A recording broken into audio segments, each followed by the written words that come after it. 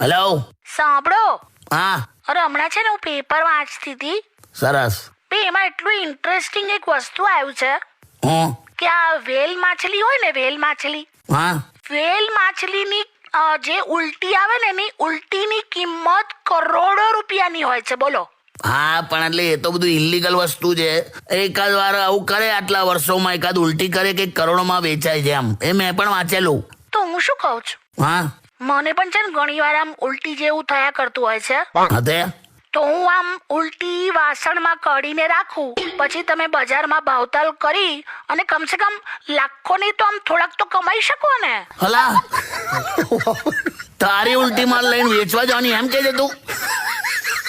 હા, એમાં શું છે? ભલા તુલા નવરા બેઠા બેઠા હું પણ તું શું ઉલટી વેચવા જાઉં? આપણી ઉલટીની કિંમત ના હોય લી એવું? તારે ગંધાતી. અરે હવે ખાલી વિચાર આવ્યો. એવું તો કરતી નહીં. હા, સારું, હવે કમાવાનું છોડ, ખર્ચા વધી જશે. કેમ? તો તને ઉલટી થાય તો આ દવાઓ, એન્ડોસ્કોપી એવું બધું કરાવવું પડે. તું રહેવા દે ને, ખરી છે તું. મને એમ થયું કે આપણી ઉલટીના થોડાક તો મળશે ને એમ. બે આ મધ્યપ્રદેશમાં ગટરનું પાણી પીવાના પાણી સાથે ભેગું થઈ ગયું હા. અને કેટલાય ઉલટી કરી કરીને મરી ગયા, તોય એમની કિંમત નહીં. તું શું મંડી છે? સારું, છોડો. તારે ચલો, મને એટલું તો ગમ્યું કે કમસે કમ તમને મારી ચિંતા તો છે. મને. હેલો. સાંભળો. હા. અરે હમણાં છે ને હું પેપર વાંચતી હતી. સરસ.